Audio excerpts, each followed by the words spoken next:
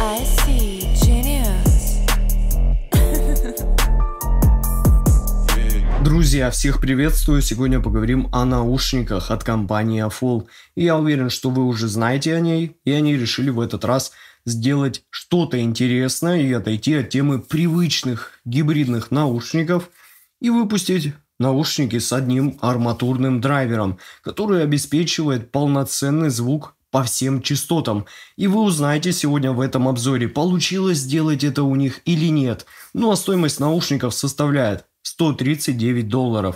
И приходят они в очень небольшой коробке с изображением самих наушников на лицевой части, названием модели Magic One и логотип компании Aful тут тоже есть. А сзади, как всегда, указаны технические характеристики наушников. И за звук здесь, как я и сказал ранее, отвечает один арматурный драйвер, а чувствительность наушников составляет 103 дБ, и они получили 38 Ом импеданс. И сразу скажу, что на раскачку они довольно тяжеловаты. Ну и давайте рассмотрим комплектацию более подробно.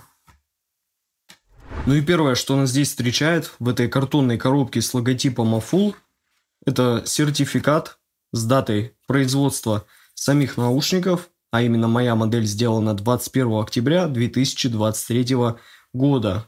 И здесь также есть вот такой вот большой довольно мануал по использованию и эксплуатации наушников. А сами наушники вот здесь зафиксированы, и выглядят они довольно интересно.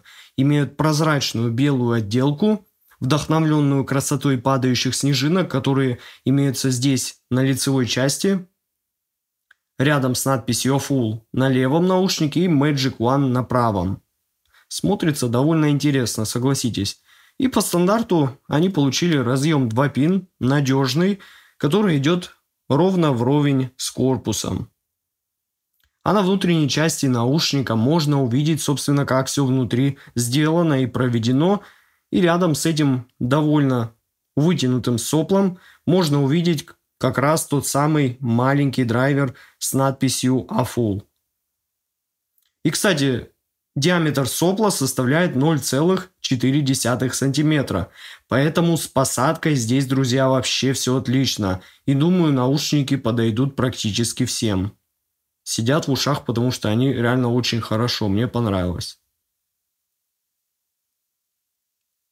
Ну а в этом хорошем кейсе с логотипом бренда на лицевой части здесь находится вот такой отличный 4-жильный кабель, который получил разъемы 2 пин для подключения уже к самим наушникам.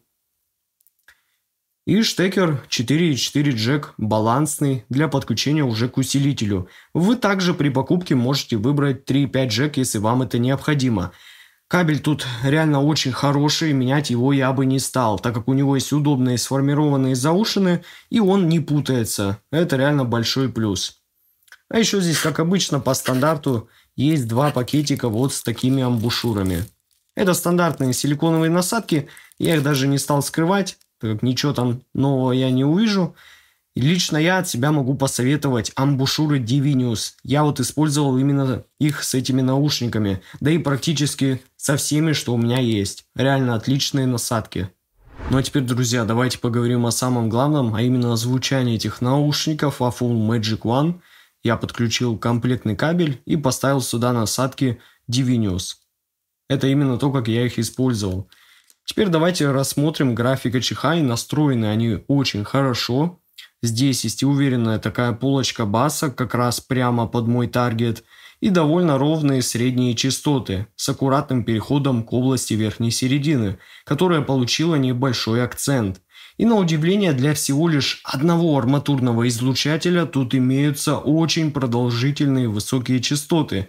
Ну а где вы еще такое видели? Порой на топовых гибридных наушниках я встречаю уже спад после 10 кГц, а тут всего лишь одна маленькая арматурка. Интересно получается, да?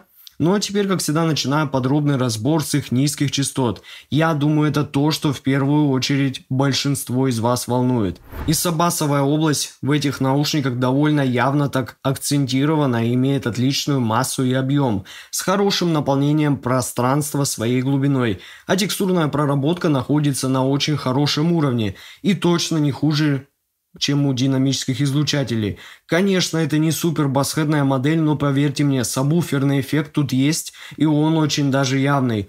Мидбас же в них получил дополнительное акцентирование. Особенно явно выделяется он в электронных композициях за счет своей выраженной атаки, которая дает хорошенько так раскрыться кику и не потеряться вместе с басом.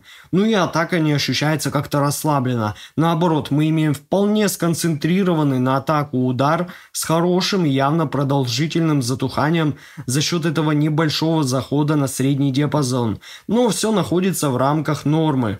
Ну а средние частоты в этих наушниках очень подробные на обертона с явно выделенной атакой у инструментов и с хорошим построением планов и правильной фокусировкой в звуковом поле. И звучат они очень эмоционально и динамично, с хорошим выделением вперед вокальной части и ударных. То есть всем, кому надоели нейтральные наушники со спокойной расслабленной подачей, то это явно будет ваш выбор.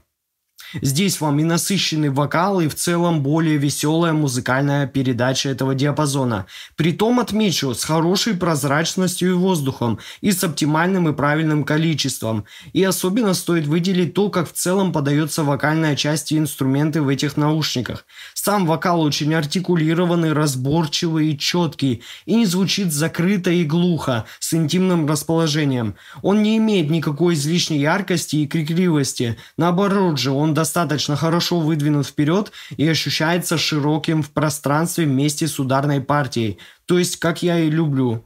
Но высокие частоты здесь подаются как довольно аккуратные, искристые, немного подчеркнутые, с небольшим, но правильным, не излишним акцентом на тарелках и перкуссии, и имеют довольно хорошую детальность с не менее затаившейся техничностью. Поэтому по жанрам, на мой взгляд, в этих наушниках ограничений никаких нет.